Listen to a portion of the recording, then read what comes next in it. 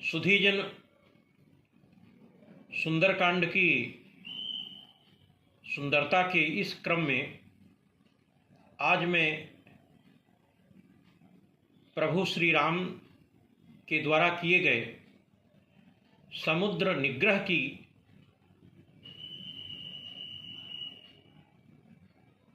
कथा से चर्चा प्रारंभ करूंगा। प्रभु श्री राम अपने पूर्व के सखा सुग्रीव जी और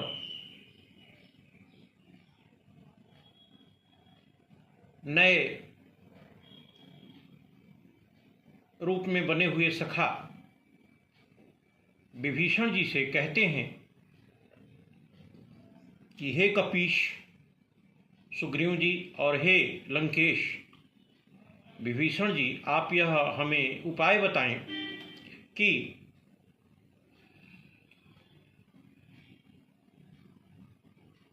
यह जो सागर है, जो समुद्र है, वह अगाध है, दुस्तर है, विस्तीर्ण है। इसके संतरण का क्या उपाय हो सकता है? अति अगाध दुस्तर सब भांति, क्योंकि यह दुस्तर भी है, अगाध भी है और इस समुद्र के जल में मगरमच्छ, घड़ियाल और अनेक प्रकार की मछलियां रहती हैं, जीव जंतु रहते हैं, विषैले सर्प रहते हैं। तो इससे यह हमारी जो सेना है, जो कटक है, इसको हम कैसे पार करा सकेंगे? कृपया इस पर अपना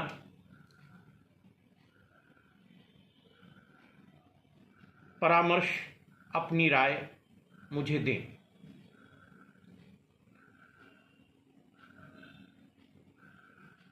यहाँ पर कपिपति सुग्रीव इस प्रश्न को सुनकर चुप रह जाते हैं, शांत रहते हैं।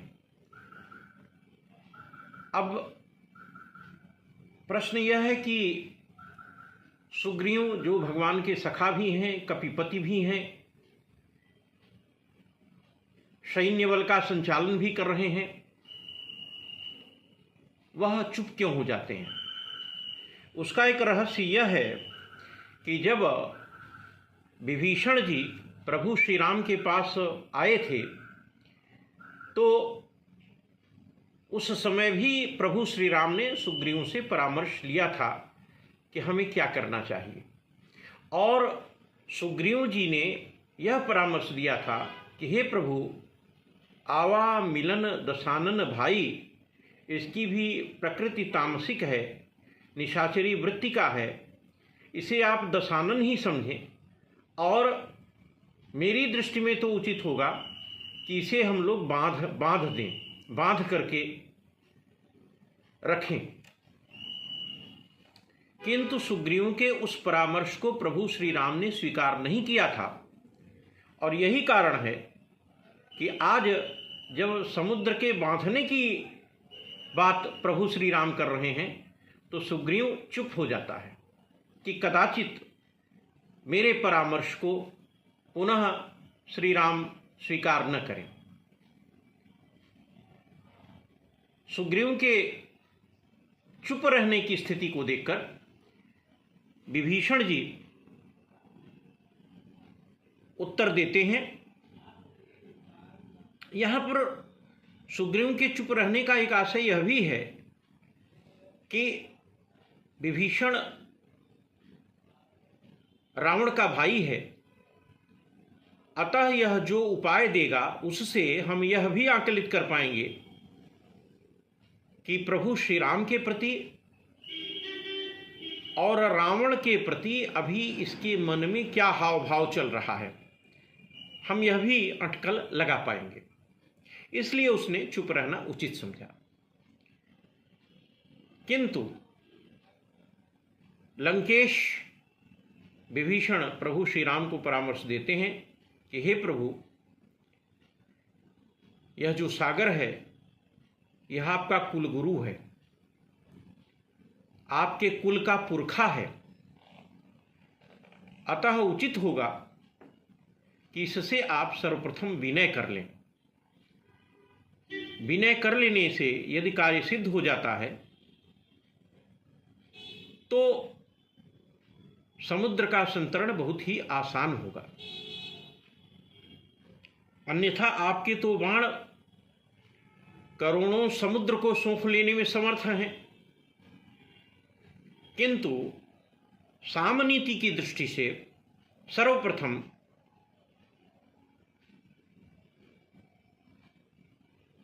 विनय करना ही उचित होगा। विभीषण का यह परामर्श, यह राय लक्ष्मण जी को न रुचा, लक्ष्मण जी को अच्छा नहीं लगा, किंतु प्रभु श्री राम ने विभीषण की बात मानी। कारण प्रभु श्री राम ने यह विचार किया कि चूंकि समुद्र हमारा कुलगुरु है, आप सभी जानते हैं कि प्रभु श्री राम के पूर्वज सगर ने विशाल समुद्र को खोजकर महासागर में परिवर्तित किया था। इसलिए यदि हम समुद्र से विनय करते हैं तो प्रथमतः कुलगुरु का सम्मान होगा, द्वितीयतः विभीषण अभी हाल ही में आया है, इसका प्रथम परामर्श, प्रथम राय मैं स्वीकार कर लूँगा, तो उस दृष्टि से इसका भी सम्मान हो जाएगा। और यह विचार करके प्रभु श्री राम ने कुलगुरु जलधि से विनय करना उचित समझा।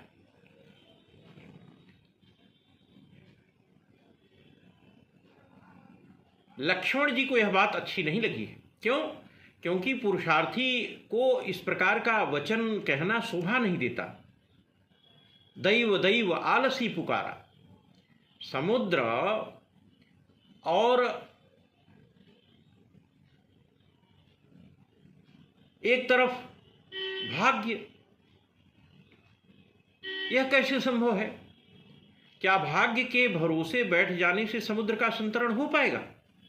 इसलिए लक्ष्मण जी बड़े दुखी होते हैं और सोचते हैं कि यह जो कायर लोग हैं, कापुरुष हैं, जो अस्तित्ववाद में विश्वास नहीं रखते, जो पुरुषार्थी नहीं हैं, कर्मठी नहीं हैं, उद्यमी नहीं हैं, वे भाग्य के भरोसे बैठ जाते हैं। तो यह विचार करके लक्ष्मण जी क्रोधित होते हैं, लेकिन आखिर अपना क्रोध लक्ष्मण जी किस पर प्रकट करें? प्रभु श्री राम पर तो अपना को क्रोध प्रकट नहीं कर सकते। अतः जब क्रोध अगतिक हो जाता है तो उसका रूपांतरण सदैव दुख में होता है, और इसीलिए लक्ष्मण जी विभीषण के परामर्श को सुनकर के अति दुखी हुए हैं। करिय दैव जो होई सहाई। लक्ष्मण जी सोचते हैं कि यह भाग्य के अवलंब लेने की बात कह रहे हैं, तो भाग्य के बल पर तो समुद्र का संतरण संभव नहीं है। जो कर्तव्यशील शूरवीर व्यक्ति है वो भाग्य के भरोसे थोड़ी बैठता है।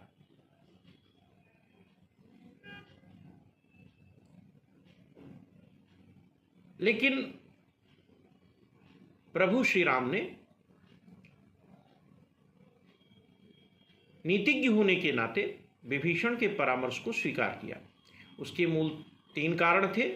प्रथमतः कुलगुरु का सम्मान हो जाएगा, द्वितीयतः अभी तत्काल शरणागति में विभीषण आया है, इसके परामर्श मान लेने से इसका भी सम्मान रह जाएगा, तृतीयतः प्रभु श्री राम नयज्ञो धर्मवत्सलः, धर्मवत्सल हैं, धर्मात्मा हैं, नीतिज्ञ हैं, और प्रभु श्री राम जानते हैं कि नदी और नदीपति के समीप त्रिरात्रि निवास करना मंगल कारक होता है। धर्म की दृष्टि से यह उचित है। नदी और समुद्र के किनारे त्रिरात्रि निवास करने का शास्त्रीय नियम है और इसका उल्लेख पद्म पुराण में भी प्राप्त होता है।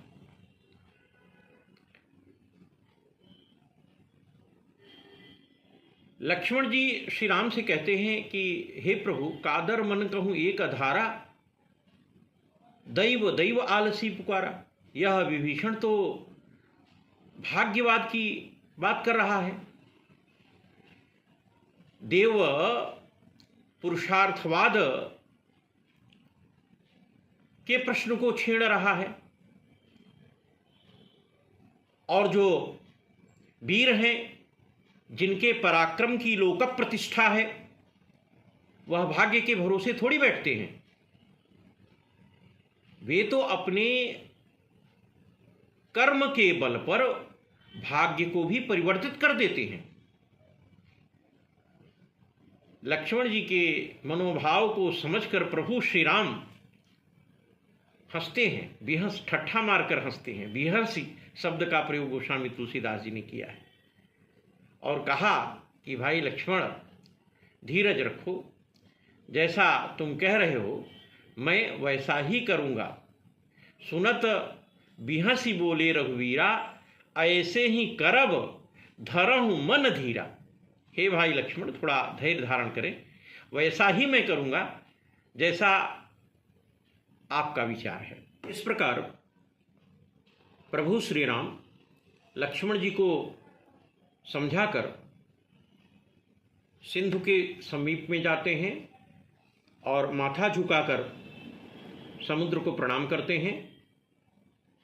पुनः अपने कर कमलों से कुशासन बिछाकर समुद्र के तट पर बैठ जाते हैं। प्रभु श्री राम ने 3 दिन समुद्र के तट पर बैठकर अनशन किया है और मौन व्रत रखा है।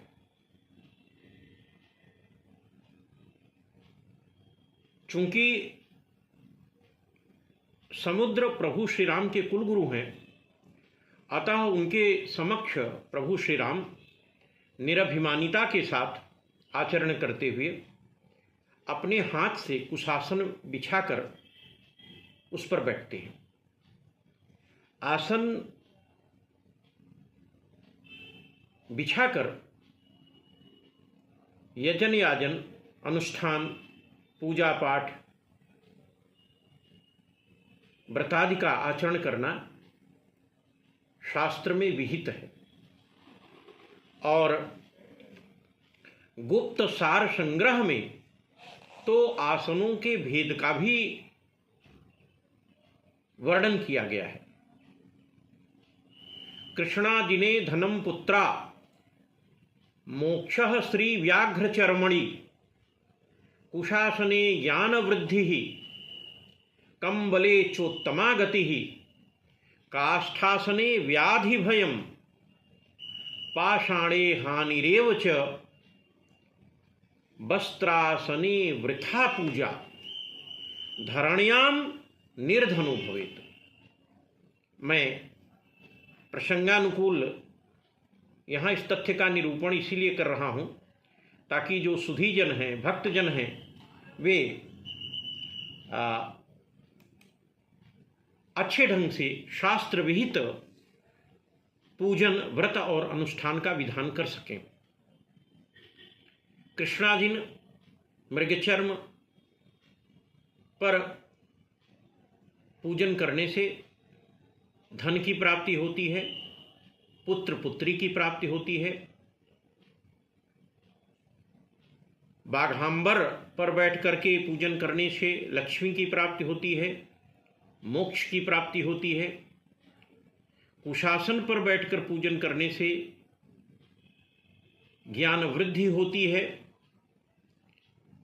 और कंबल, ऊनी कंबल बिछाकर उस पर बैठकर व्रतादि का आचरण करने से, अनुष्ठान आदि का आचरण करने से चोत्तमा गति, उत्तम से उत्तम गति प्राप्त होती है। काष्ठासने व्याधि भयम, लकड़ी का आसन बनाकर और उस पर बैठकर पूजा करने से रोग जन्म लेता है, तरह तरह के रोग जन्म लेंगे, इसलिए काष्ठासन पर बैठकर के पूजन का विधान नहीं है। काष्ठासन हो तब भी उस पर कंबल, ऊनी कंबल आदि बिछा लेना चाहिए। पाषाणे हानिरेव च, केवल कोरे पाषाण पर बैठ करके भी पूजन नहीं करना चाहिए, वह हानिप्रद होता है। वस्त्रासने वृथा पूजा, कपड़े का आसन बिछाकर बैठने से सारी पूजा व्यर्थ सिद्ध होती है। और धरण्याम निर्धनो भवेत्, धरती पर बैठ करके पूजन करने से व्यक्ति निर्धन होता है। इसलिए जो शास्त्र विहित पद्धति है आसन की, उसका अनुसरण करना चाहिए भक्तजनों को, सुधीजन को, अनुष्ठानकर्ता को। जिस समय विभीषण प्रभु श्री राम के पास आया था शरणागति प्राप्त करने के उद्देश्य से, उसी समय विभीषण के पीछे पीछे रावण ने कुछ गुप्तचर, कुछ अपने दूत भेजे थे। शार्दूल नामक जो रावण का दूत था, उसी ने सबसे पहले रावण को यह बताया था कि समुद्र के तट पर राम की सेना आ गई है। फिर रावण ने शुक, शारण और अन्य दूतों को भी टोह लेने के लिए, गुप्तचरी करने के लिए विभीषण के पीछे पीछे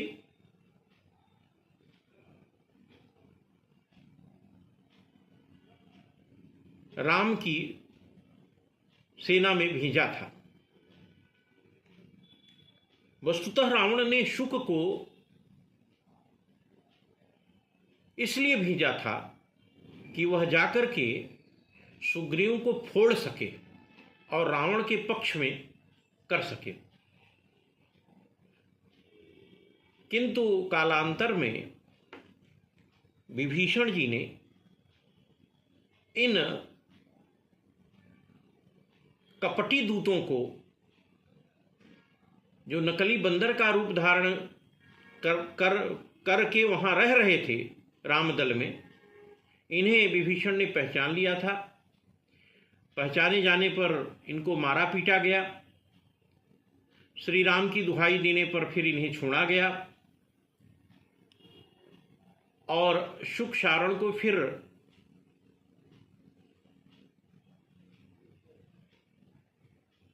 सेना का समाचार देने के बजाय उन्हें लक्ष्मण जी ने अपनी पत्रिका सौंपी थी कि वह उस पत्रिका को, चुनौती भरी पत्रिका को ले जाकर के रावण को देंगे। जब ये दूत शुक आदि पकड़े गए और इनके साथ भालू और बंदरों ने मारपीट करना प्रारंभ किया, तो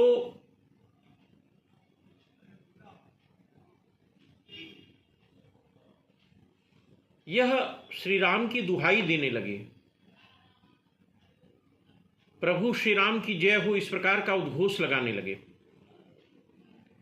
सुग्रीव ने इन दूतों को, रावण के दूतों को अंगभंग करके वापस भेजने का आदेश सुनाया था,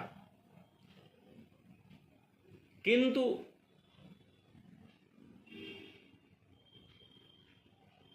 श्री राम की सेना के बंदर और भालुओं ने इन्हें मारा पीटा और सेना के चारों तरफ दौड़ाया। दौड़ाने के बाद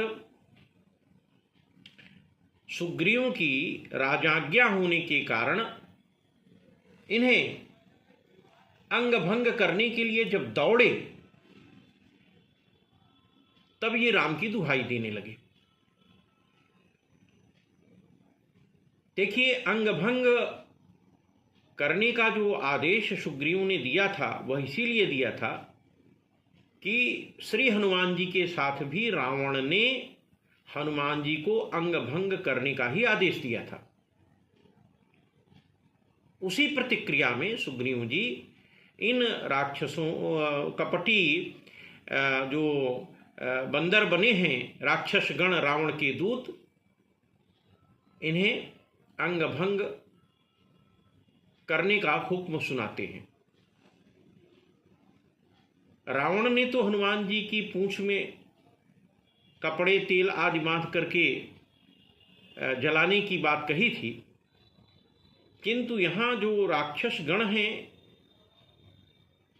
वे यह समझ जाते हैं कि वास्तव में मेरा अंग भंग हो जाएगा, इसलिए वे राम की दुहाई देने लगते हैं।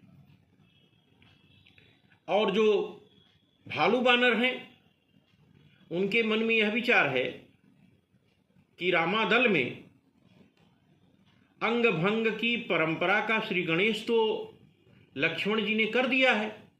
जब शूर्पणखा श्री राम के पास गई थी, वह शूर्पणखा शूर्पः इव नखः यस्याः सा शूर्पणखा, जिसके एक एक नाखून सूप की तरह थे, ऐसी शूर्पणखा सुमुखी सुदर्शनी सुलोचना बनकर के गई थी। तो उसे लक्ष्मण जी ने नाक कान काटने का ही दंड दिया था, उसके नाक कान ही काटे गए थे। और इसीलिए बानर और भालू भी शुक शारणादि के साथ गए सभी दूतों का नाक कान काटना चाहते हैं, लेकिन जब वो राम की दुहाई देने लगते हैं, शपथ खाने लगते हैं, तब इन रावण के दूतों को सभी बानर भालू लक्ष्मण जी के पास ले जाते हैं। लक्ष्मण जी को दया लगती है, लक्ष्मण जी मुस्कुराते हैं। सबका रहस्य है कि लक्ष्मण जी क्यों मुस्कुराए। फिर दया लगने के कारण लक्ष्मण जी इन सबों को छुड़ा देते हैं और इनका नाक कान कटने से बच जाता है। लक्ष्मण जी के मुस्कुराने का जो रहस्य है वह यही है कि अभी तक तो ये राक्षस यह कह रहे थे कि युद्ध होगा तो सारे बानर भालुओं को हम निगल जाएंगे, खा लेंगे, हमारी उदर पूर्ति हो जाएगी। और अब जब यही बानर भालू अब इनकी पिटाई कर रहे हैं, इनके साथ बल प्रयोग कर रहे हैं, तब ये त्राही त्राही कर रहे हैं। तो इन्हें अपनी हैसियत का बोध हो गया है, इनकी कलई और इनके वीरता की कलई खुल गई है, इसलिए लक्ष्मण जी मुस्कुराते भी हैं। अगर यहां पर आप श्री हनुमान जी के प्रसंग में और इन आबद्ध पकड़े गए रावण के दूतों के प्रसंग का तुलनात्मक अध्ययन करें सुंदरकांड की कथा में, तो काफी साम्य आपको दिखलाई पड़ेगा। प्रथमतः मेघनाद हनुमान जी को नागपाश में बांधता है। ब्रह्मास्त्र चलाने के पास नागपाश भी चलाता है। नागपाश बाधेसी लय गयो। और इधर बानर भालू इन रावण के दूतों को, कपटी और नकली स्वरूप में आए हुए दूतों को सकल बांधि कपीस पहि लाए, सकल बांधि कपीस पहि आए। इन सबको शुक सारण आदि रावण के दूतों को बांध कर कपीश सुग्रीव के पास ले आते हैं। वहाँ मेघनाद बांध कर रावण के पास ले जाता है। वह लंकपति है और सुग्रीव कपिपति हैं। दोनों के समक्ष बंध करके ही लोग जाते हैं। इसी प्रकार वहां रावण सुनत बिहसी बोला दस कंधर। दस कंधर दसों मुंह और 20 नेत्रों से हंसते हुए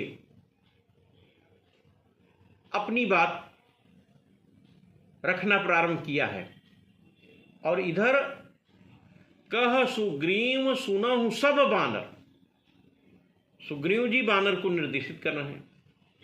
उधर लंका में हनुमान जी के साथ रावण कह रहा है अंग भंग करि पठाइए बंदर, इस प्रकार की राजाज्ञा कर रहा है। इधर कपिपति सुग्रीव कह रहे हैं अंग भंग करि पठवहु निश्चर। इसी प्रकार रावण की बात सुनकर के सुनत निशाचर मारन धाये, और इधर सुनि सुग्रीव बचन कपि धाये। सुग्रीव की बातों को सुनकर के सारे बंदर दौड़े नाक कान काटने के लिए और उन्हें उनके साथ बल प्रयोग करने के लिए। उधर हनुमान जी के साथ मारही चरण करही बहु हासी, तो इधर बहु प्रकार मारन कपि लागे। फिर आप देख सकते हैं वहां हनुमान जी के साथ नगर फेरी पुनि पूछ प्रजारी, और इधर बांधि कटक चहुपास फिराए। वहां रावण कह रहा है कपि के ममता पूंछ पर, और इधर श्रवण नासिका काटई लागे। कवि कुल शिरोमणि, कवियों के परदादा के परदादा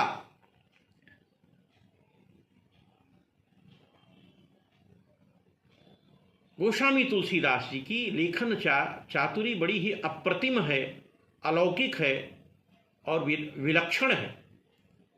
पूर्णतया जिस प्रकार से लंका में घटनाएं घटित होती हैं उसी प्रकार की पुनरावृत्ति श्री रामदल में आए हुए जो कपटी रूप धारण करके रावण के दूत रह रहे हैं उनके साथ भी उसी प्रकार की घटना घटित होती है। सुधीजन, इस प्रसंग में आप देख सकते हैं कि गोस्वामी तुलसीदास जी ने कितना मनोवैज्ञानिक ढंग से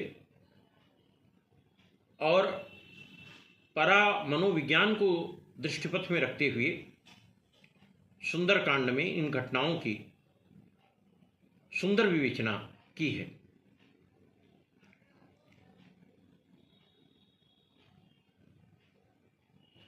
एक और रावण अशोक वन को उजाड़ने के अपराध में हनुमान जी की पूंछ में तेल से पूरी तरह से सना हुआ कपड़ा हनुमान जी की पूंछ में लपेटकर हनुमान जी की पूंछ को जलाने का आदेश पारित करता है। और एक और श्री लक्ष्मण जी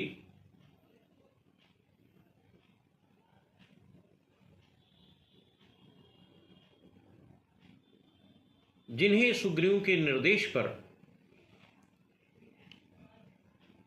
वानरों ने कपटी रूप धारण किए हुए रावण के दूतों को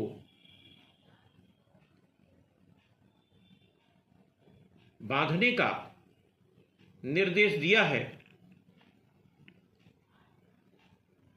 इन दोनों घटनाक्रमों में आप यह देख सकते हैं कि रावण की जो थ्योरी ऑफ पनिशमेंट है वह डिटरेंट थ्योरी ऑफ पनिशमेंट पर आधारित है, अर्थात आंख के लिए आंख और दांत के लिए दांत। यदि किसी ने किसी व्यक्ति की एक आंख फोड़ी तो उसकी आप दोनों आंख फोड़ दें। यदि किसी ने किसी एक व्यक्ति की दांत तोड़ी तो आप उसके 32 दांत बाहर कर दें। इस प्रकार की दंड नीति का पालन रावण अपने यहाँ कर रहा है, जबकि श्री राम दल में छल और कपट करके सेना में घुसने की इच्छा लिए हुए जो रावण के दूत आए हैं और सेना का सारा रहस्य जानना चाहते हैं, सुग्रीव को फोड़ना चाहते हैं, ऐसे रावण दूतों को दुहाई देने पर रामानुज श्री लक्ष्मण हंसकर छुड़वा देते हैं। अर्थात हमारे भारत देश की जो थ्योरी ऑफ पनिशमेंट है वह रिफॉर्मेटिव सिस्टम ऑफ पनिशमेंट है और उसी पर आधारित है। दया लागी हंसी तुरंत छुड़ाए। श्री लक्ष्मण जी ने निशाचरों को बुलाया, दया लगने के कारण हंसते हुए उन्हें छुड़वा दिया। और हंसने का एक रहस्य यह भी था कि लक्ष्मण जी के मन में यह भाव आता है कि इन्हीं के माध्यम से अब हमें यहाँ घर घर में ही बैठे बिठाए रावण के पास पत्रिका भेजने का एक सुनहरा अवसर भी प्राप्त हो गया है।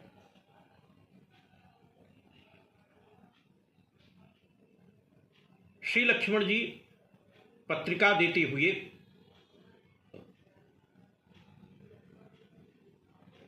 रावण के दूत से कहते हैं कि हे रावण दूतों, इस पत्रिका को सीधे रावण के हाथ में देना, अर्थात किसी अन्य मंत्री अनुचर आदि के हाथ में न देना कि रावण को प्राप्त ही न हो सके।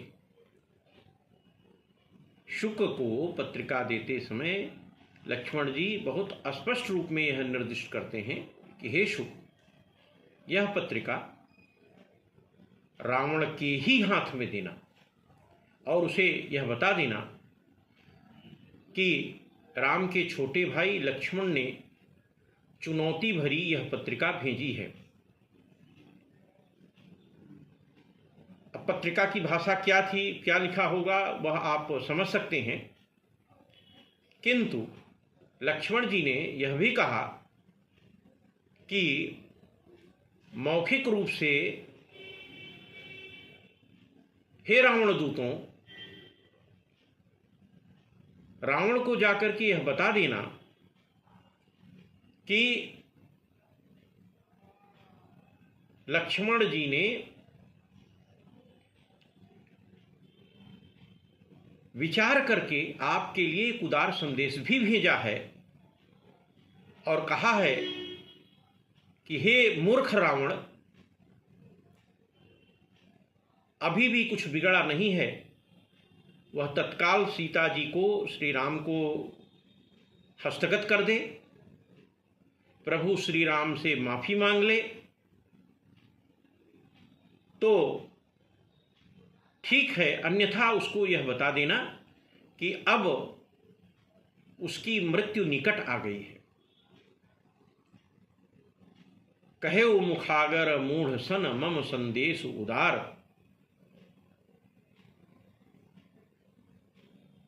सीता दे ही राम कहो अहित न हुई तुम्हारा। और हां, यह स्पष्ट कर देना कि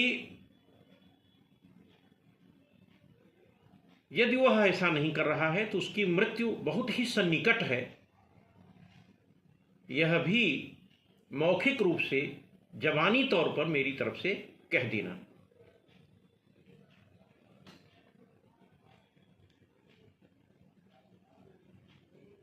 लक्ष्मण जी के द्वारा दी हुई पत्रिका को लेकर शुक और रावण के अन्य दूत लक्ष्मण जी को प्रणाम कर वहां से लंका के लिए प्रस्थान करते हैं।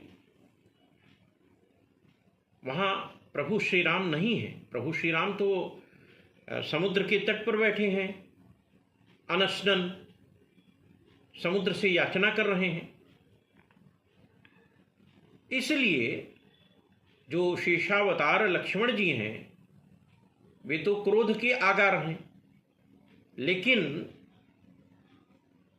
जब नाक कान काटने की प्रक्रिया शुरू होने ही वाली थी, उसी समय सारे शुकादि और रावण के दूत त्राहि त्राहि राम की दुहाई करने लगे। तो श्री लक्ष्मण जी ने प्रभु श्री राम के ही स्वभावानुसार, क्योंकि प्रभु श्री राम वहां नहीं हैं, वह भी कदाचित होते तो इसी प्रकार का व्यवहार करते, अतः श्री लक्ष्मण जी ने प्रभु श्री राम जी के ही स्वभावानुसार मुस्कुराकर उन रावण के दूतों को छुड़ाया था। और फिर रावण के दूत लक्ष्मण जी को प्रणाम कर लंका के लिए प्रस्थान करते हैं। यहाँ एक बात और मैं स्पष्ट कर दूं कि रावण के दूतों ने कपिपति सुग्रीव को प्रणाम नहीं किया है, जबकि कपिपति सुग्रीव भी वहीं बैठे हैं। कारण यह कि सुग्रीव राजा हैं, कपिपति हैं, और सुग्रीव के ही निर्देश पर वानरों ने इन रावण के दूतों की पिटाई की थी। उन्हें सेना के चारों ओर बांध करके घुमाया था और उन्हीं के निर्देश पर ही इन रावण दूतों के अंगभंग होने की कार्यवाही संपादित होने जा रही थी। इसलिए सुग्रीव के प्रति उनके मन में एक आक्रोश है। अतः केवल लक्ष्मण जी को प्रणाम कर शुक आदि लंका के लिए प्रस्थान करते हैं। जब शुक और अन्य रावण के दूत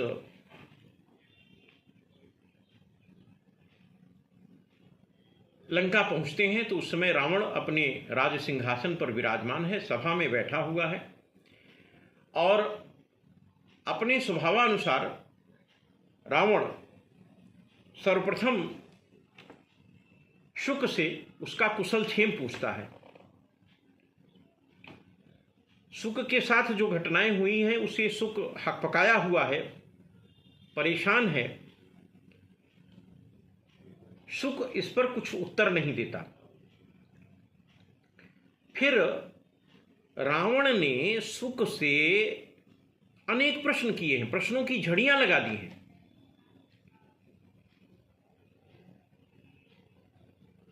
रावण कहता है, कहस न शुक आपन कुशलाता, पुनि कहूं खबर विभीषण केरी।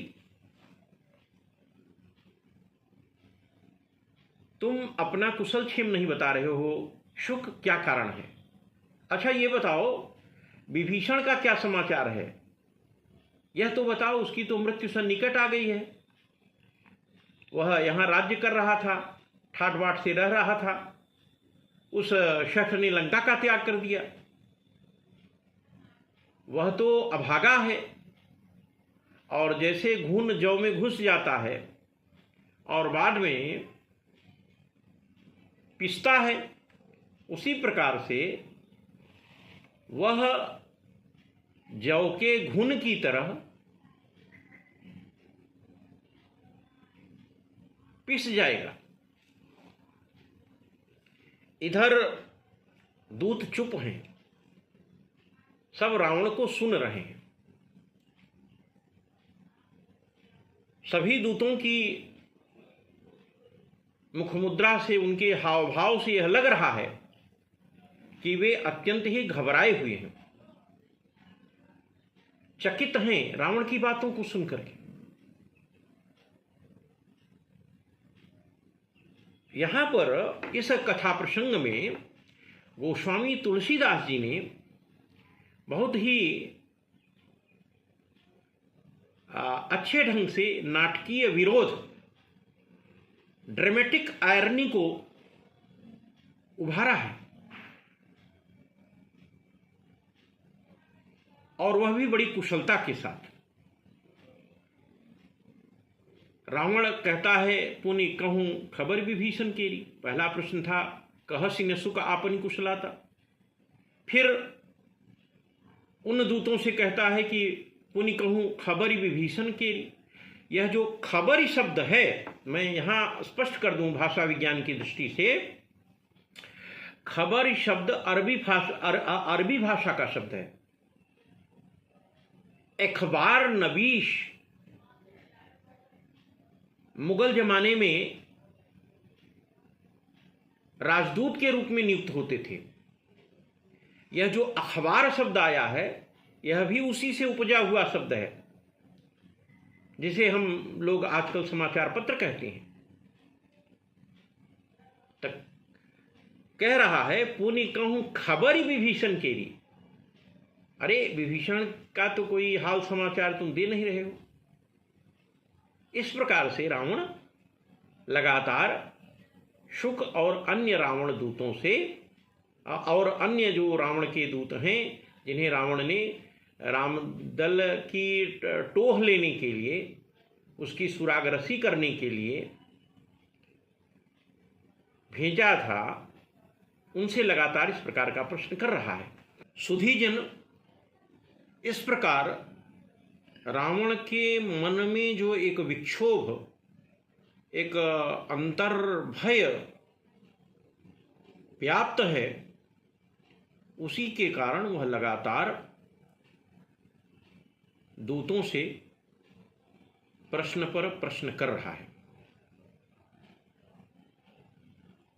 रावण की उद्दंडता और दुष्टता आप ऐसे विचार कर सकते हैं कि वह शुक से कहसि न सुख आपन कुशलाता, सुख से हंस करके उसका कुशल क्षेम पूछ रहा है, और विभीषण के बारे में कह रहा है पुनि कहु खबर विभीषण केरी, कि विभीषण के बारे में कुशल क्षेम नहीं पूछ रहा है, कह रहा है विभीषण की क्या खबर है, विभीषण का क्या समाचार है वो बताओ। फिर कहता है कि जब मैं शत्रु रूपी जौ अनाज को पीसूंगा, तब उसमें यह विभीषण घुन की तरह पिस जाएगा, बचेगा नहीं। यहां राम, लक्ष्मण और जो वानरी भल्लू की सेना है वह जौ है। विभीषण इस जौ में लगा हुआ घुन है।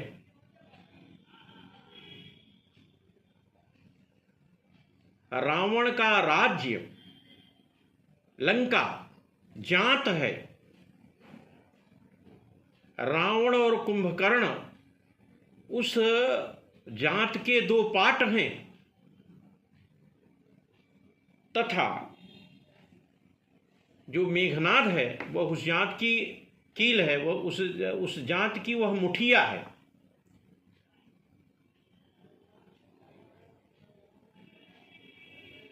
इस प्रकार का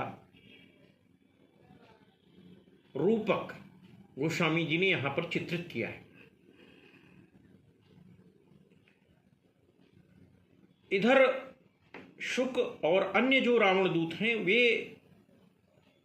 शकपकाए हुए हैं, और उनके शकपकाने का कारण यह है कि यह रावण कितनी उल्टी मति का है, कितना विपरीत सोच रहा है। विभीषण के बारे में यह कह रहा है कि वह मारा जाएगा, वह घुन के जौ की स्थिति जैसी दशा में रहेगा, और यहां तो सब उल्टा हो रहा है। क्यों? क्योंकि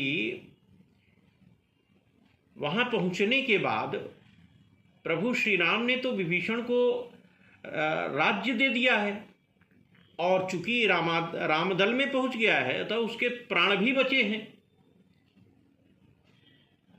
रावण प्रश्न पर प्रश्न कर रहा है। इन दोनों प्रश्नों के बाद फिर रावण तीसरा प्रश्न करता है, कह रहा है, पुनि कहु भालु की सकटकाई। अरे शुक, ये तो बताओ कि उनके बानर और भालू कितने बलिष्ठ हैं, उनकी क्या संख्या है, उस सेना के बारे में तो कुछ बताओ। यहां भी रावण की बुद्धि उल्टी काम कर रही है। रावण के मन में यह है कि राम दल में, उनकी सेना में जितने ज़्यादा बानर और भालू होंगे हमारे लिए उतना ही अच्छा होगा, क्योंकि हमारे राक्षस गण उन्हें खा जाएंगे और खा करके तृप्त हो लेंगे। फिर कह रहा है, कठिन काल प्रेरित चली आई, कि उन्हें राम और लक्ष्मण लेकर नहीं आए हैं, वो दोनों तपस्वी इन बानर और भालुओं को लेकर के नहीं आए हैं, बल्कि इन बानर और भालुओं का जो काल है, मृत्यु है, वह इन्हें यहां खींच करके ले आया है। रावण इस प्रकार से लगातार अपने मन की बहुरी चबा रहा है, और उसकी मनोवैज्ञानिकता का बड़ा ही मूर्तिमंत और सूक्ष्म निदर्शन कवि कुल शिरोमणि गोस्वामी तुलसीदास जी इस सुंदरकांड में कर रहे हैं। फिर कहता है कि भयो मृदुल चित सिंधु विचारा, कि अरे ये जो समुद्र है, बेचारा समुद्र है, उसने इन लोगों को बचा रखा है, वानर और भालुओं को। वह कोमल चित हो गया है उन्हें देखकर। अगर वह रास्ता दे देता तो वह जल्दी लंका में आ जाते और हमारे बानर, हमारे जो राक्षस गण हैं, वे उन्हें खाकर तृप्त हो लेते और हमें वहां जाना भी न पड़ता। समुद्र के उस पार हमारे राक्षसों को, हमारी सेना को वहां जाना भी न पड़ता, वे इधर आ जाते। घर बैठे आहार कपि दीन्हा, घर बैठे बिठाए उनको उनका भोजन मिल जाता। अर्थात निशाचरों को समुद्र पार करने का कष्ट भी न उठाना पड़ता। इस प्रकार का विचार रावण के मन में चल रहा है। फिर इसी प्रकार रावण अपनी बातों की जलेबी छानते हुए कहता है कि कहूँ तपसिन कै बात बहोरी। फिर कहता है कि भाई भेंट की फिर गए, अहंकार और दर्प शीर्ष पर है रावण में। फिर कहता है कि उन दोनों जो तपस्वी बालक हैं उनके बारे में तो कुछ बता, कि भाई भेंट की फिर गए, श्रवण सुजस सुनि मोर। तुम हकबकाए हुए हो, चुप्पी साध करके खड़े हो, किसी प्रश्न का उत्तर नहीं दे रहे हो। मुझे तो ये लग रहा है कि शायद उन दोनों तपस्वियों से, उन दोनों बालकों से तुम्हारी भेंट भी नहीं हुई। वे शायद मेरे यशः कीर्ति को, मेरे पराक्रम को, मेरे पौरुष को जान करके डर के मारे वापस लौट गए हो। शायद इसलिए तुम नहीं बोल पा रहे हो, उनसे तुम्हारी भेंट ही न हुई हो। कि भाई भेंट की फिर गए, श्रवण सुजस सुनि मोर, कहसी न रिपु दल तेज बल, बहुत चकित चित तोर। तुम सब चकपका रहे हो, हकपकाए हुए हो, कुछ बोल नहीं पा रहे हो, हड़बड़ाए हुए हो, किसी भी प्रश्न का मेरे उत्तर नहीं दे पा रहे हो। इस प्रकार यहाँ पर आप देख सकते हैं कि रावण ने पहले दूतों की कुशलता पूछी, फिर विभीषण की खबर पूछी है, फिर कपियों की संख्या के बारे में जानना चाहा है, फिर तपस्वियों के बारे में पूछा है। और देखिए, पहले तो जब अपने दूतों का कुशल क्षेम पूछ रहा है तो हंसता है, बिहस करके पूछता है, और जब सबसे अंत में शत्रु के बारे में पूछता है तो गंभीर होकर के पूछता है। फिर उसकी हंसी उसके चेहरे से गायब है। रावण शुक से बार बार पूछ रहा है कि तुम कुछ बता नहीं रहे हो, कुछ कह नहीं रहे हो, कहते क्यों नहीं, क्या कारण है? कहस न सुख अपनी कुशलाता, पुनि कहूँ खबर विभीषण केरी, पुनि कहूँ भालु की सकटकाई, कहस ने रिपुदल तेज बल बहुत चकित चित तोड़, कहूँ तपसिन कै बात बहुरी, की भई भेंट की फिर गए, आदि प्रश्नों की वह झड़ी लगाता है। इस प्रकार रावण के द्वारा प्रश्न करने के बाद जो शुक है और अन्य जो रावण के दूत हैं, वह सिलसिलेवार क्रमानुसार रावण के प्रश्नों का उत्तर देते हैं। शुक कह रहा है, जहाँ तक मेरे और मेरे अन्य सहयोगी आपके दूतों के कुशल क्षेम का प्रश्न है, तो मैं बता रहा हूँ कि जैसे उनके कान में यह भनक पड़ी, विभीषण ने हम लोगों को पहचान लिया और यह बता दिया कि यह तो रावण के दूत हैं, तो बिना विचारे ही, बिना कोई परीक्षण किए ही उन लोगों ने हम सारे रावण दूतों को मारना पीटना शुरू कर दिया। प्रकारांतर से वह यह कह रहे हैं कि हमने कोई अपराध नहीं किया था, बल्कि जैसे ही उनके कान में आपका नाम पड़ा, हम लोगों की पिटाई शुरू हो गई, हम लोग मारे गए। आपके अनुज विभीषण ने प्रभु श्री राम की शरणागति प्राप्त की है, और जहां तक विभीषण के खबर का सवाल है, विभीषण को उन्होंने राज तिलक कर दिया है, लंका का राजा घोषित कर दिया है, और हे नाथ, आप जो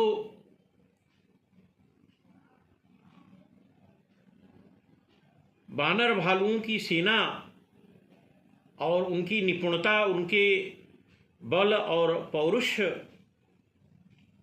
जानने की जिज्ञासा प्रकट कर रहे हैं,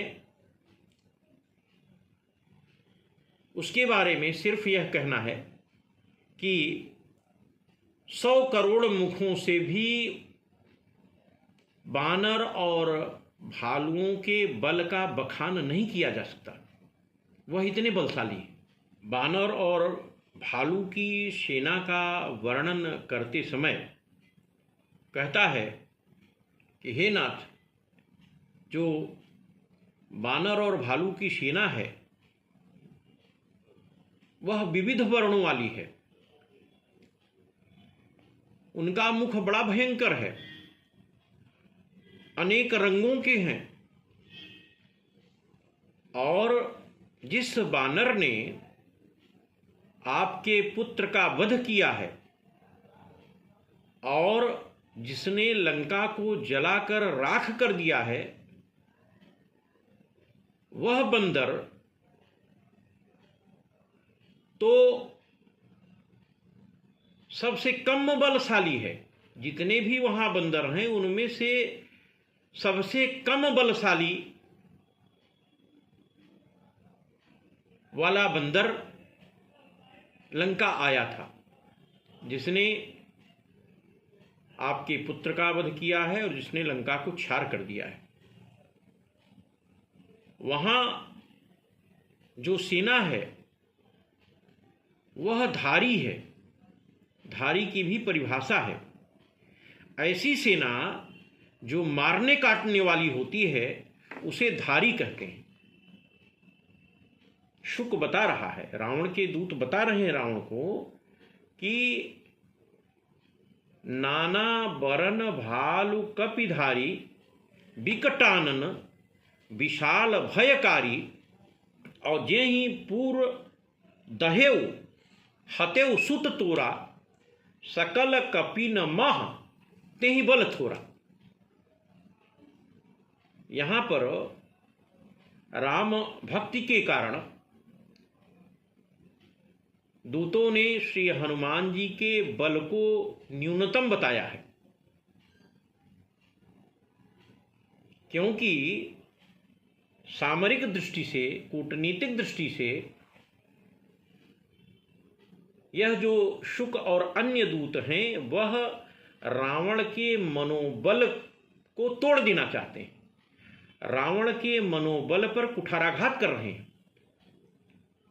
इसी प्रकार गोस्वामी जी ने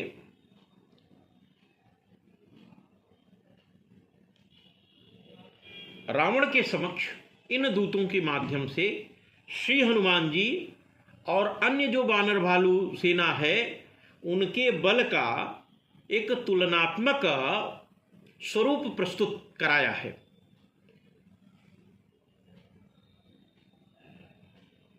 शुकादि कह रहे हैं कि हे प्रभु, वह बंदर तो बारिधि पार गयो मति धीरा, समुद्र को पार करके लंका आया था, लेकिन वहां जो बानर हैं वह यह कह रहे हैं कि पार करने की क्या जरूरत है, सोखई सिंधु सहित झख ब्याला। हे प्रभु श्री राम, आप केवल आदेश दे दें, हम सारे मगरमच्छ, सोइस, घड़ियाल, विषैले सर्पादि एवं अन्य जल के जितने भी जीव जंतु हैं उनके समेत इस समुद्र को ही सूंघ लेंगे, पी जाएंगे, पार करने की क्या जरूरत है। फिर शुक कहता है कि हे रावण, वह जो बंदर आया था उसने तो कछु मारिस कछु मर्दिस, लेकिन अभी रामदल के जो बंदर हैं वह यह कह रहे हैं कि मर्दी गर्दी मिलवहीं 10 शीशा। पूर्व में जो बंदर लंका में आया था उसने कुछ को मारा, कुछ को मसल डाला, इतना ही किया, और वह भट्ट सुभट नाना भट्ट आदि ही थे। किंतु यह जो उनकी सेना के बंदर हैं, उनकी जो धारी सेना है प्रभु श्री राम की, वह यह कह रही है कि मर्दी गर्दी मिलवहीं 10 शीशा। हे प्रभु, आप आदेश दे दें तो रावण की सेना तो बाद में, पहले हम लोग मसल करके पटक पटक करके रावण को ही मारेंगे, मर्दी गर्दी मिलवहीं 10 शीशा। और फिर शुक तीसरी बात रावण के समक्ष रखता है, कहता है हे नाथ, वह जो बंदर आया था उसने तो उलटी पलटी लंका सब जारी, उसने लंका को उलट पुलट करके जराया, उसमें थोड़ा श्रम भी लगा होगा, और अभी जो अवशेष रामदल की सेना के जो बंदर हैं, जो धारी उनकी सेना है, धारी नाम की सेना है, वह कह रही है मानव ग्रसन चहसी है ही लंका। वो कह रहे हैं उलटने पलटने की क्या जरूरत है, लंका में फूंक ताप करने की क्या जरूरत है, हम लोग समग्र लंका को ही निगल लेंगे, लंका का अस्तित्व ही नष्ट हो जाएगा, रावण का ही अस्तित्व नहीं रहेगा। तो प्रभु जो राम की अपार सेना है उसका एक संक्षिप्त स्वरूप मैंने आपके समक्ष रखा। इसी प्रकार आप देख सकते हैं, यह सामरिक नीति होती है, कूटनीतिक चाल होती है। हनुमान जी ने भी माँ सीता को प्रबोध देते समय, धीरज बंधाते समय कहा था कि हे माँ, श्री राम की सेना में जितने भी बंदर हैं उनमें से सबसे कमजोर बंदर, सबसे छोटा बंदर मैं हूं, और इसीलिए छोटा होने के कारण ही मुझे यहाँ लंका में भेजा गया है। शेष तो सब बहुत बड़े बड़े हैं और बहुत बलवान हैं। यह एक सामरिक रणनीति होती है शत्रु के मनोबल को तोड़ने के लिए, उसके बल का मानमर्दन करने के लिए और उसे हतोत्साहित करने के लिए। और उसी क्रम में शुक और रावण के दूत भी प्रभु श्री राम के बल का, उनकी सेना का बखान करते हुए रावण में राम का एक भय दर्शन पैदा करना चाहते हैं।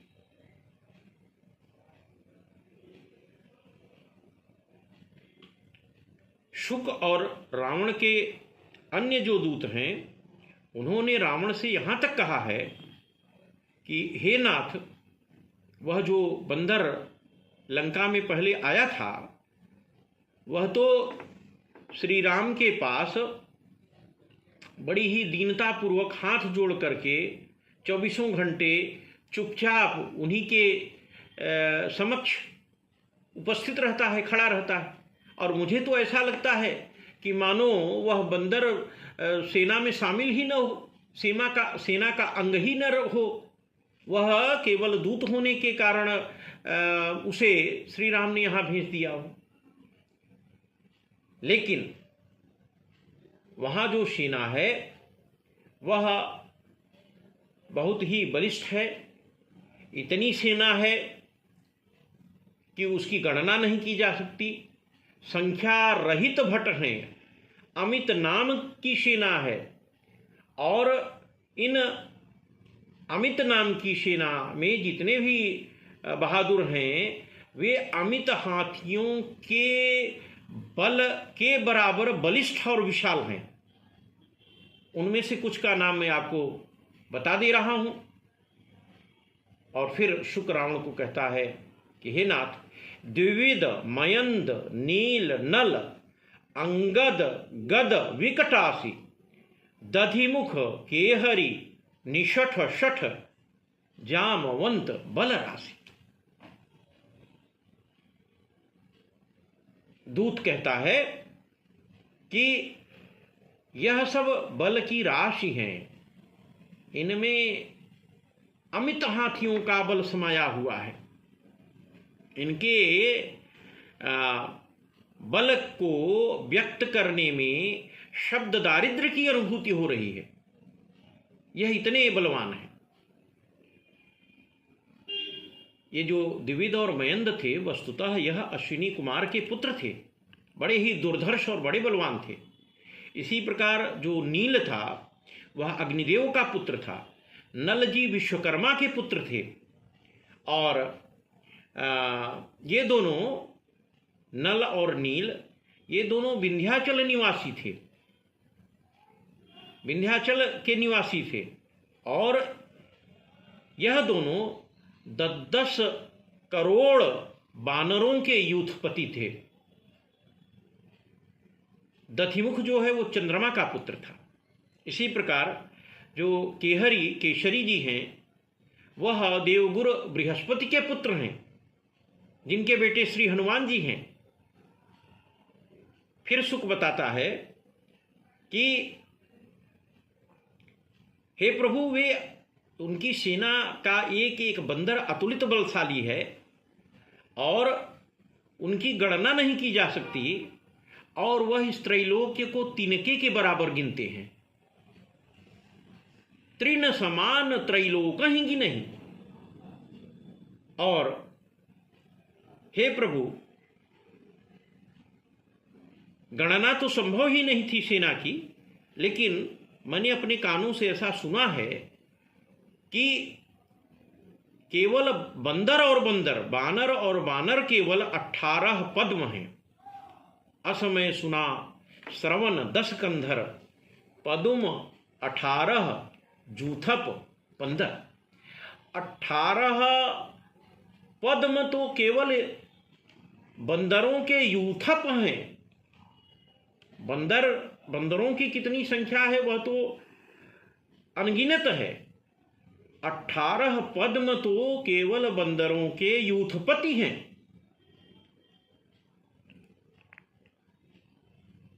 और इन सम कोटिन गनई को नाना, इन सम कोटिन, ये सब करोड़ों करोड़ों की संख्या में है। एक एक 18 पद्म तो यूथपति हैं, और एक एक यूथपति के अधीन कितने बंदर होंगे? जब नल और नील के अधीन 10-10 करोड़ बानरों के यूथपति हैं,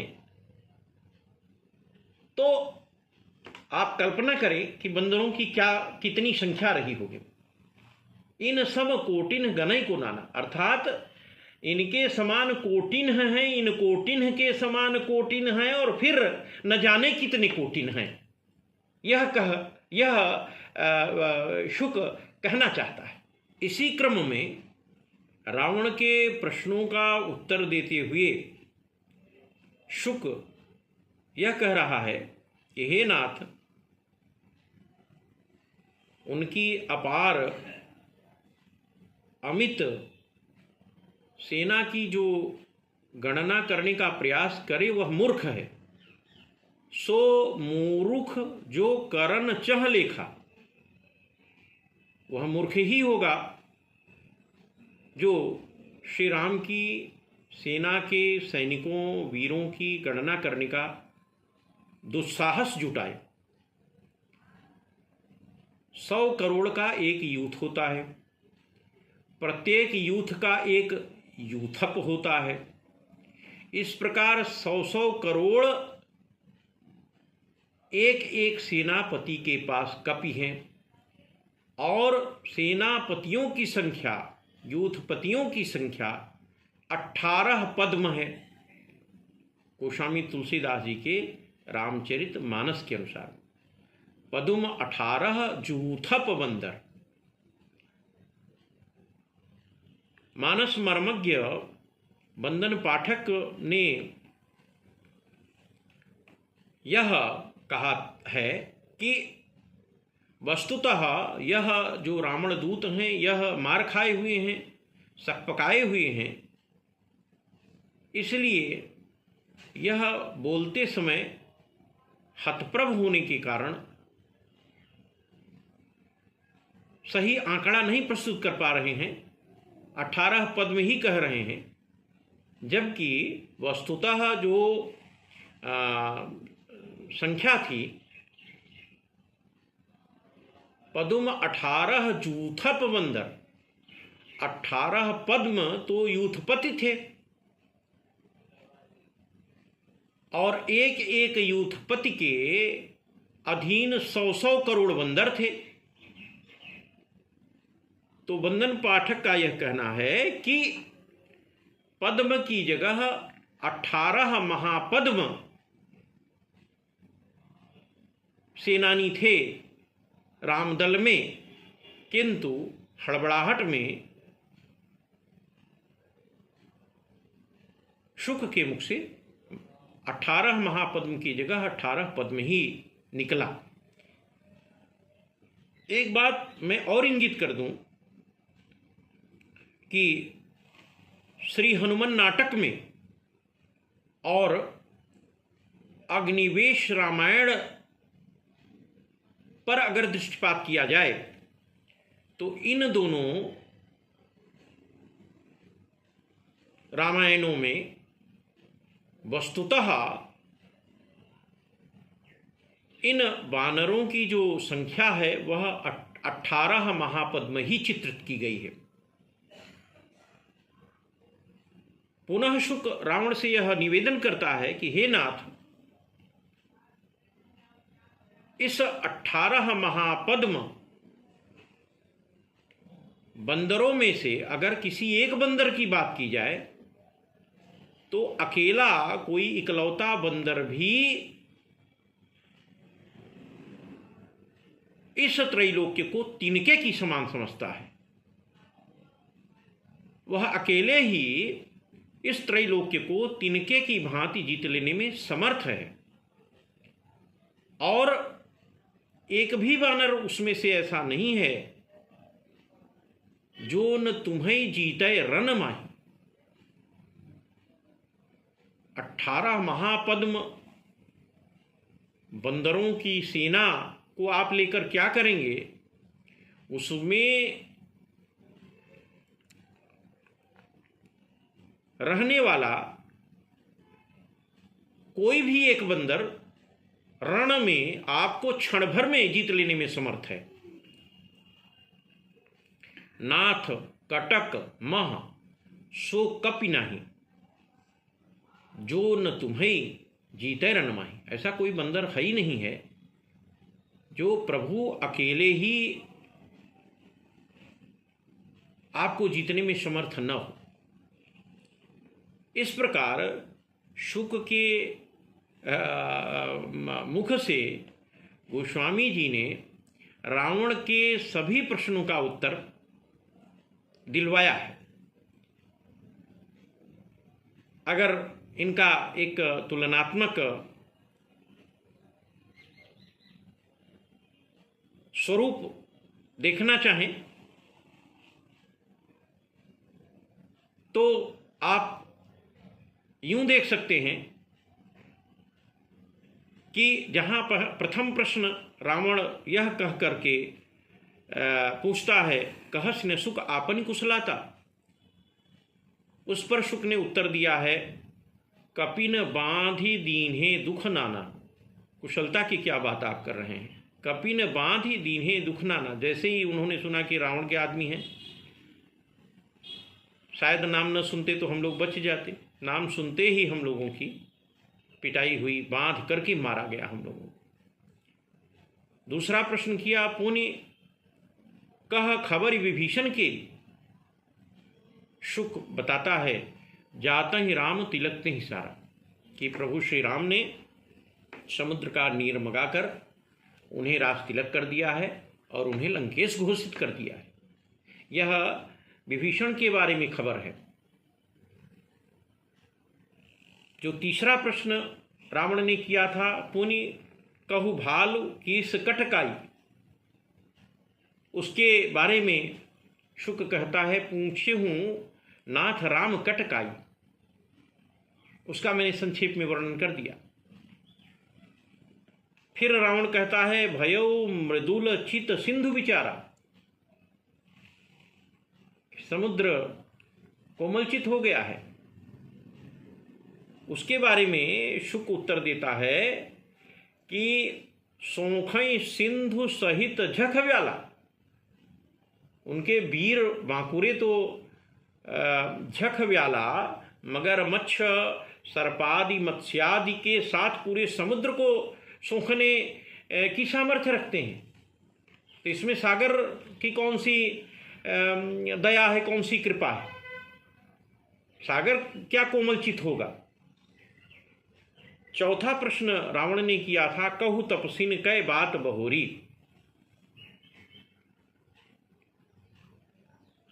शुक ने उत्तर दिया है, राम तेज बल बुद्धि विपुलाई। और फिर कहता है कि कठिन काल प्रेरित चली आई। यह रावण कह रहा है सेना के बारे में। तो इस पर शुक उत्तर देता है कि रावण काल कोटि कहूँ जीत सकई संग्राम, करोड़ों रावण को वह संग्राम में युद्ध करके, लड़ाई लड़ करके जीतने में समर्थ है। इस प्रकार लंकाधिपति रावण के द्वारा किए गए सभी प्रश्नों का सम्यक उत्तर शुक ने दिया है, रावण दूतों ने दिया है। किंतु रावण के इन प्रश्नों को सुनकर दिए गए उत्तर पर रावण बड़ी जोर से ठहाका मारकर हंसता है। दुष्ट है, स्वभाव उसका दुष्ट है, बिहंसता है। बिहंस का तात्पर्य है ठट्ठा मार करके हंसना। तो ठहाका मार करके हंसता है और कहता है कि हे शुक, हे मेरे दूतों, तुम राम के तेज बल और विपुलाई की प्रशंसा मेरे सामने कर रहे हो। मेरे शत्रु की बड़ाई तुम मेरे सामने कर रहे हो। मैं समझ चुका हूं कि उसमें कितना बल है और उनमें कितनी बुद्धि है।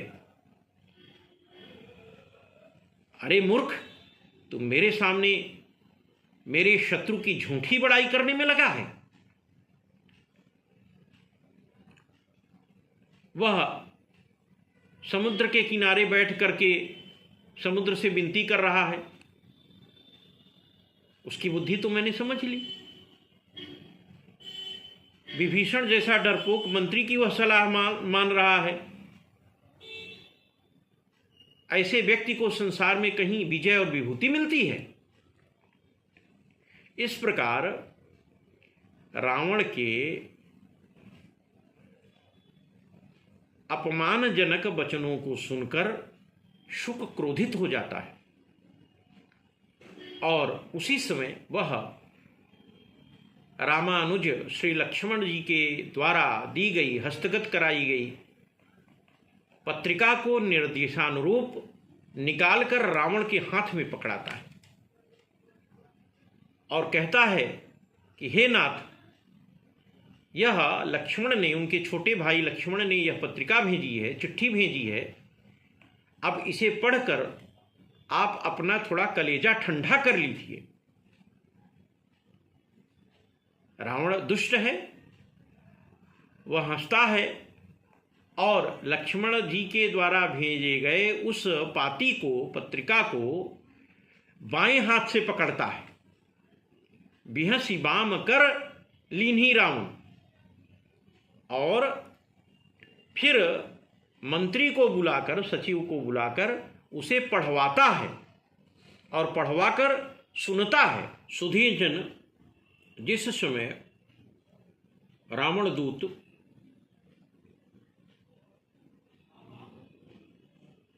रावण को लक्ष्मण की पत्रिका देता है, रावण सचिव को बुलाकर उसे पढ़ने हेतु और पढ़कर सुनाने हेतु निर्देशित करता है। उस समय पत्रिका में लिखे गए विचारों और बातों को सुनकर रावण के मन में डर समाता है।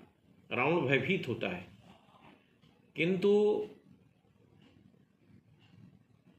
उस डर को छिपाने की दृष्टि से रावण हंसता है और कहता है, लघु तापस कर बाग विलासा।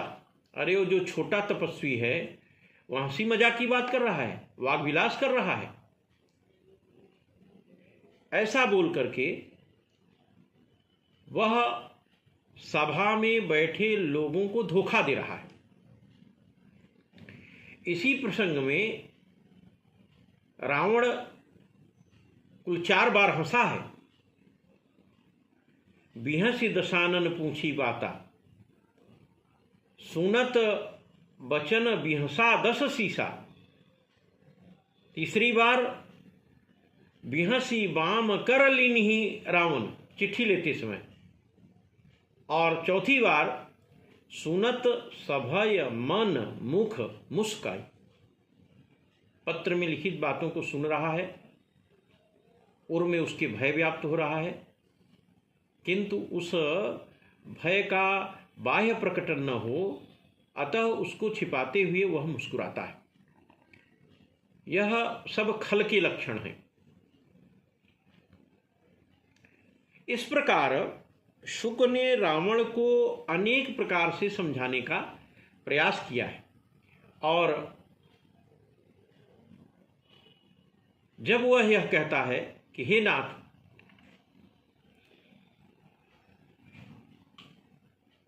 आप श्री राम की पत्नी सीता जी को उन्हें वापस कर दें, तो उस समय कुपित होकर रावण शुक पर पाद प्रहार करता है, शुक को अपने पैरों से मारता है।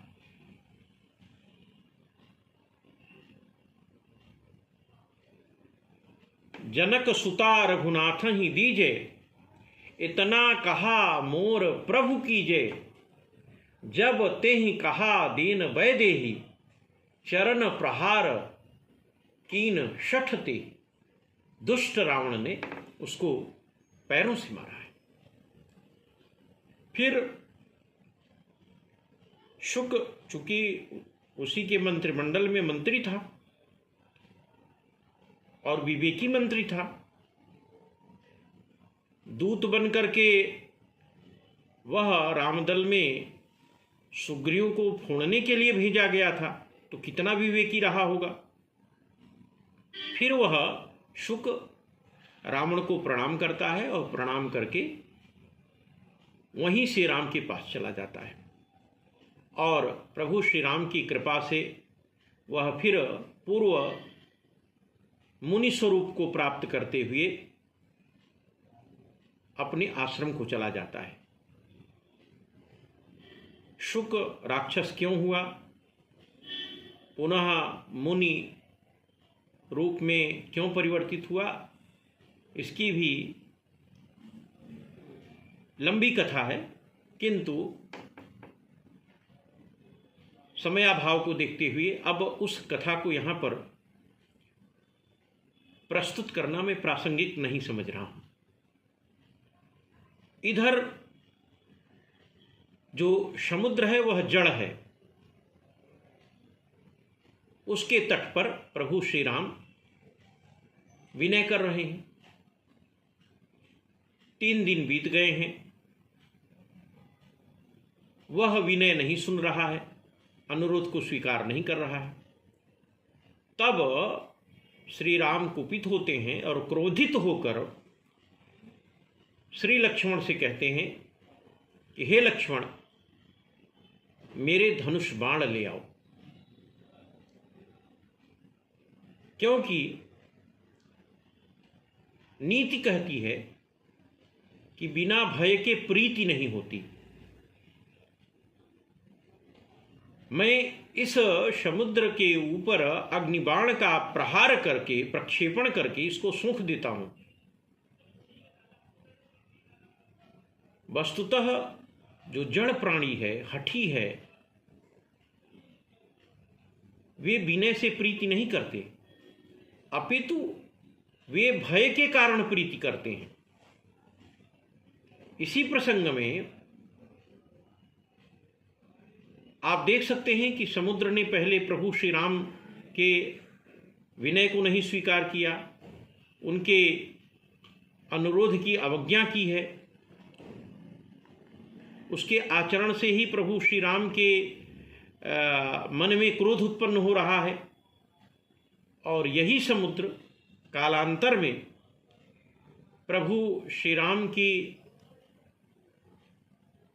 शरण में जाता है, अपना दुख निवेदन करता है। यही जड़ता है, इसी को जड़ बुद्धि कहते हैं। विनय न मानत जलधि जड़, गए 3 दिन बीती, बोले राम सकोप तब, भय बिनु होई न प्रीति। और इसी कथा प्रसंग में गोस्वामी जी ने नीतियों का बड़ा ही मूर्तिमंत निदर्शन कराया है। अनेक नीतियां यहीं पर गोस्वामी जी ने निदर्शित की हैं। यह गोस्वामी जी की काव्य कला कौमुदी का चमत्कार है। उनकी लेखनी का जादू है। प्रभु श्री राम के श्रीमुख से गोस्वामी जी इन नीतियों का प्रोद्घाटन कर रहे हैं और कह रहे हैं कि मूर्ख से विनय, कुटिल से प्रीति, सहज कृपण से कंजूस से नीति, ममता अनुरक्त व्यक्ति से ज्ञान की बात, लोभी व्यक्ति से वैराग्य की बातें, क्रोधी व्यक्ति से शम समत्व बुद्धि की बातें अपेक्षा, और कामी व्यक्ति से हरि कथा कहने का वही फल होता है जो फल ऊसर में बीज बोने का होता है।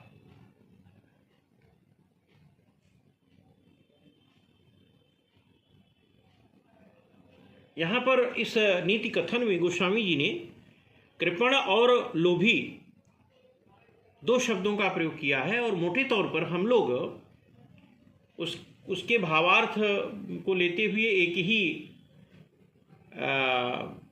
अर्थ में उसको ग्रहण कर लेते हैं, जबकि दोनों शब्दों के अर्थ भिन्न भिन्न हैं। कृपण वह है जो अपने पास कोई वस्तु होते हुए भी मांगने पर उसे देना, वह कृपण कहलाता है। और लोभी वह व्यक्ति होता है जो दूसरे की वस्तु ले ले, वह लोभी है। अर्थात कृपण वह है जो अपनी चीज किसी दूसरे व्यक्ति को न दे, और लोभी व्यक्ति वह है जो दूसरे व्यक्ति की चीज को स्वतः ले ले। यह मोटे तौर पर दोनों में अंतर है। समुद्र को रत्नाकर कहते हैं, वह रत्नों की खान है, किंतु इसके बावजूद भी वह न तो धन देता है और न तो स्वतः खाता है। अतः वह सहज कृपण है। समुद्र के प्रसंग में यह कथा चल रही है, इसलिए समुद्र के स्वरूप का विवेचन गोस्वामी जी यहाँ पर कर रहे हैं और यह बता रहे हैं कि जो समुद्र है रत्नाकर, वह सहज कृपण है, स्वाभाविक कंजूस है। जल से उसे ममता है, जल से ममत्व है, और ममत्व के कारण ही उसने जल को खारा कर रखा है, अर्थात कोई पीने न पाए।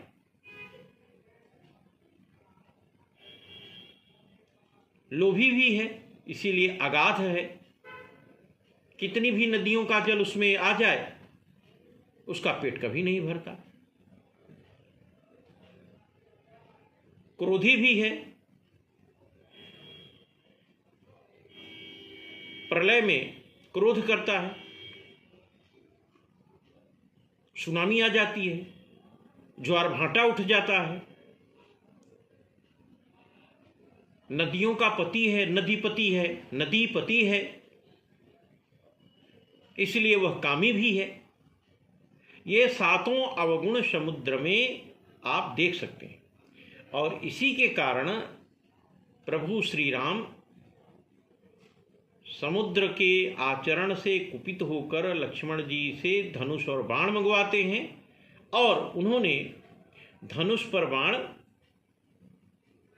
केवल चढ़ाया ही था कि उठी उदधि उर अंतर ज्वाला। समुद्र के वक्षस्थल में अग्नि ज्वाला उठी, अर्थात समुद्र के जल में निवास करने वाले जो मगरमच्छ, घड़ियाल, सर्पादि, विभिन्न प्रकार की रंग बिरंगी विभिन्न प्रजातियों की मछलियां, वे जलने लगी। जलने का आभास इन जंतुओं को हुआ, किंतु समुद्र को नहीं होता है। क्यों? क्योंकि समुद्र जड़ है, और जबकि इस समुद्र में रहने वाले जो जलचर हैं वे चैतन्य हैं, इसलिए उन्हें इसका आभास हुआ और समुद्र जड़ होने के कारण उस अग्नि के ताप को नहीं समझ पाया। सुधीजन, यह जो जलनिधि निग्रह का प्रसंग है वह नीतियों का खजाना है और गोस्वामी जी ने यहाँ पर अनेक अच्छी अच्छी नीतियों को इस कथा में बहुत ही सफलतापूर्वक उकेरा है। जलनिधि जड़ है। क्यों? क्योंकि जब राम जी ने प्रणाम किया, श्री राम समुद्र के तट पर कुशासन बिछाकर बैठे, फिर कोप किए, तब तक वह नहीं आया है। जब प्रभु श्री राम ने अपने धनुष पर बाण को चढ़ाया है और बाण चढ़ाने मात्र से ही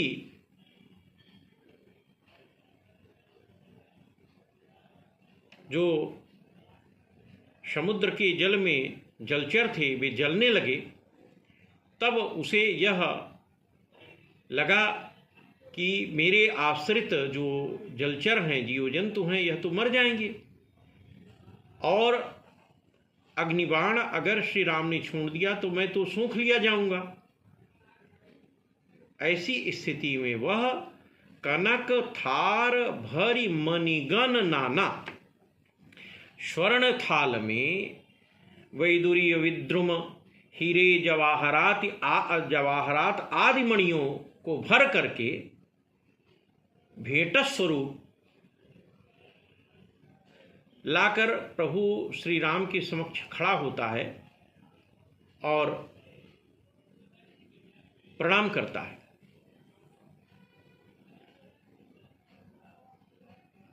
यहां पर भी गोस्वामी जी एक नीति देते हैं।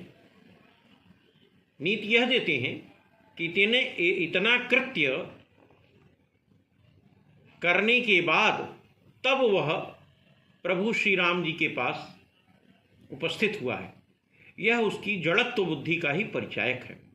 और पुनः गोस्वामी जी यहाँ एक नीति को उद्घाटित करते हैं और कहते हैं, काटे ही पई कदली फरई कोटि जतन को सींच, विनय न मान खगेश सुनु डाटे ही पई नवनीच। जिस प्रकार से कदली का जो पौधा होता है पादप, उसमें एक बार अगर फल आ जाता है और कदली काट ली जाती है तो पुनः वह तब तक फल उसमें नहीं आता जब तक कि उसको फिर से नहीं काटा जाता। और यही प्रवृत्ति उसके बाल बच्चों की होती है। कदली के जो छोटे छोटे अन्य जो नीचे स्कंद होते हैं उन्हें काटना पड़ता है और तभी उनमें फल आता है। उसी प्रकार से जो दुष्ट व्यक्ति है, शठ है, हठी है, वह डांट खाने पर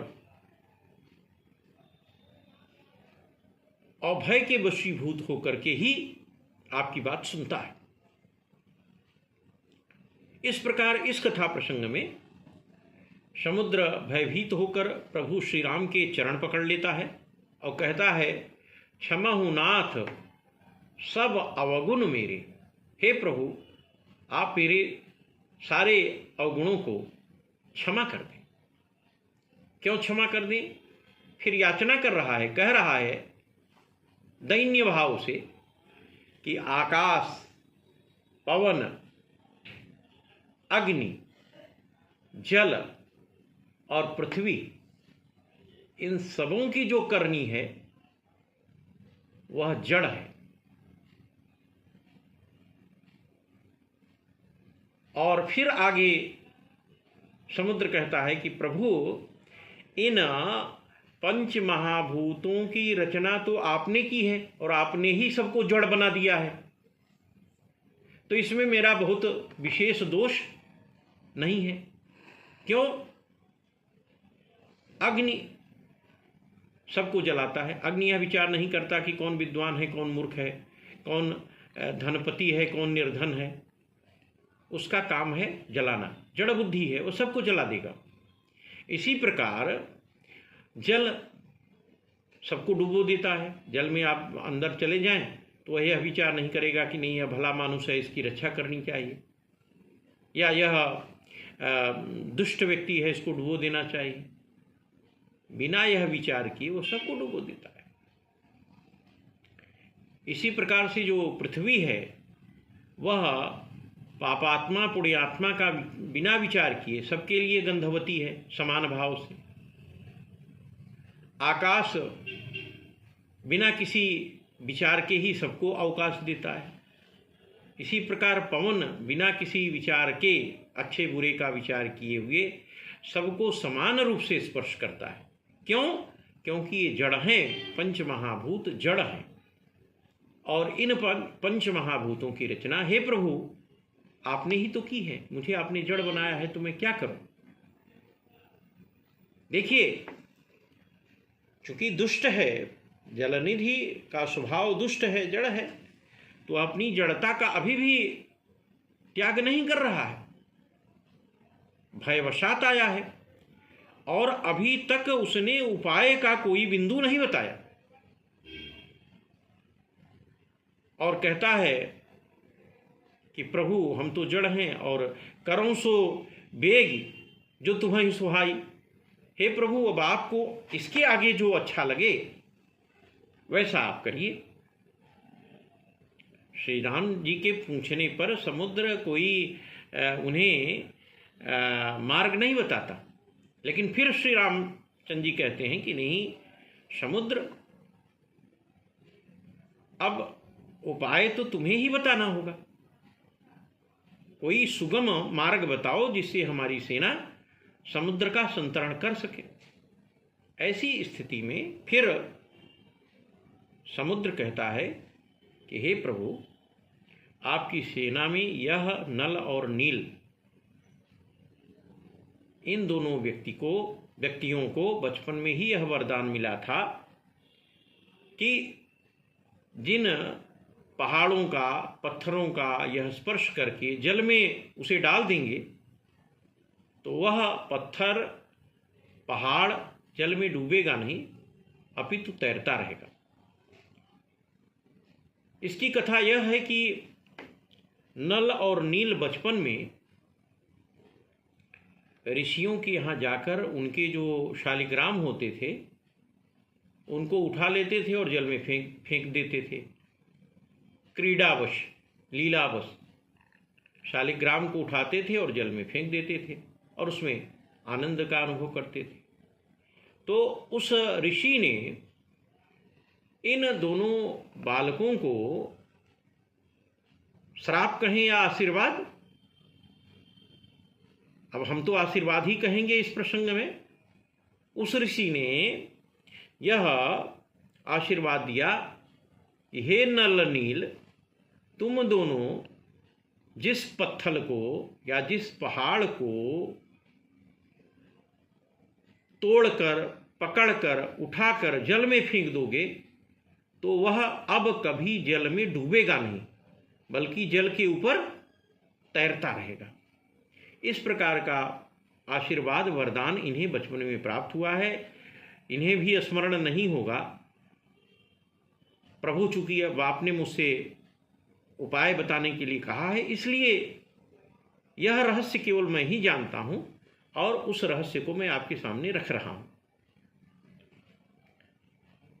तो इस रूप में नल और नील के द्वारा सेतु का निर्माण हो जाएगा और उस पर सेना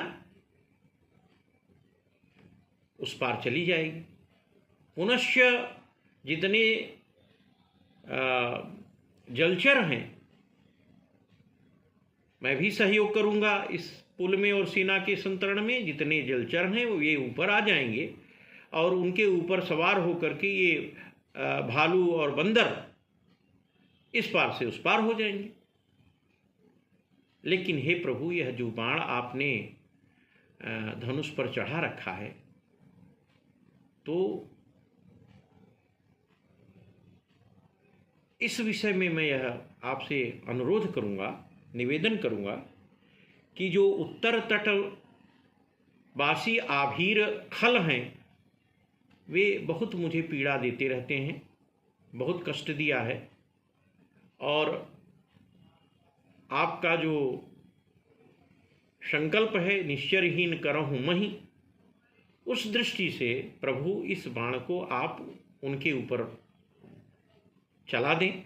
अभी तक उसके मन में यह भय है कि कहीं फिर न बाण चढ़ा हुआ है और कहीं कुपित किसी बात पर नाराज होकर के पुनः श्री राम मेरे ही ऊपर न यह बाण चला दें कि मैं पूरा समुद्र ही सूख उठे। भयग्रस्त है समुद्र। इसलिए समुद्र अब अनुरोध कर रहा है कि प्रभु मैंने उपाय तो बता दिया और अब इस बाण का प्रयोग आप उत्तर तटवासी आभीर दुष्टों के ऊपर कर दें तो मेरा भी कल्याण हो जाएगा, मेरे ऊपर भी आपकी बड़ी कृपा हो जाएगी। फिर उसके विनय को देखकर प्रभु श्री राम ने शरसंधान किया है, उत्तर तटवासी आभीर दुष्टों का वध हुआ है और पुनः वह बाण खलों का वध करके वापस लौट आया है और प्रभु श्री राम के तरकस में स्थित हो गया है। गोस्वामी जी महाराज यहाँ पर सभी जीवों को यह संदेश देते हैं कि सुंदरकांड का यह जो कथा प्रसंग है, रामचरित है, यह कल के पापों का शमन करने वाला है, कल के पापों का नाश करने वाला है। इसलिए रेशठ मन को उन्होंने शठ कहा, रेशठ मन तू और किसी का आस और भरोस न लगा, बल्कि प्रभु श्री राम जी की कथा का निरंतर गुणगान कर और उनकी कथा को सुन। इसी से जीवन में मंगल होगा और यही आपके हम सब के जीवों में, भक्तों के जीवों में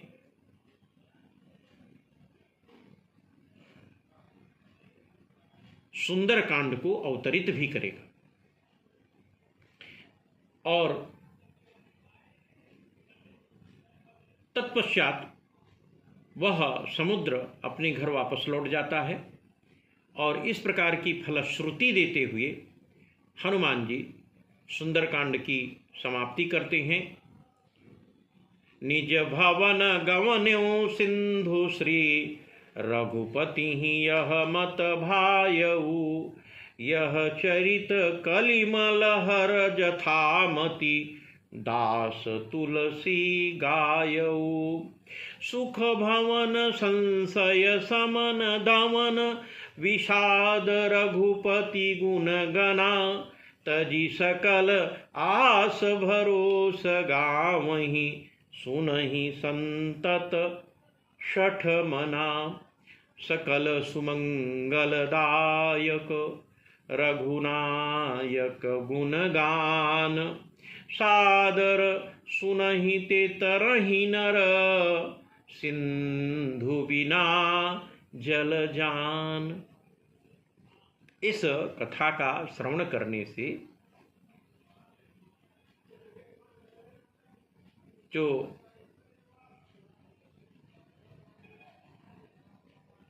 मनुष्य योनि के लोग हैं वह समुद्र का संतरण, इस भवसागर का संतरण बिना किसी जलयान के ही कर लेते हैं।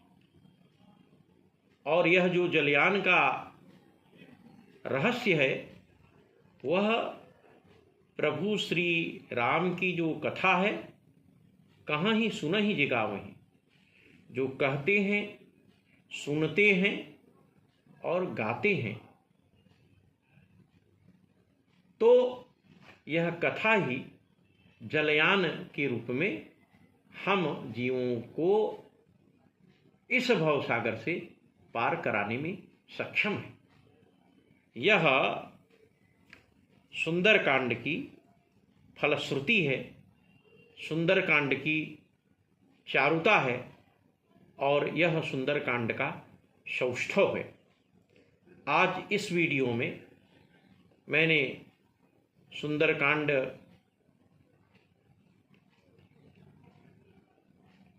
की पूर्ण कथा का समावेश करते हुए कथा की समाप्ति कर दिया है। अब अंतिम वीडियो जो 21वां वीडियो होगा उसमें हम पुनः आपके समक्ष इस बात को लेकर के उपस्थित होंगे कि आखिर हम जीवों के जीवन में सुंदरकांड कैसे घटित हो, हम जीवों के कालखंड में मंगल का विधान कैसे हो, सुंदरकांड का अवतरण कैसे हो। संक्षेप में इस विषय पर अंतिम वीडियो, सुंदरकांड का अंतिम 21वां वीडियो इसी विषय पर होगा। धन्यवाद।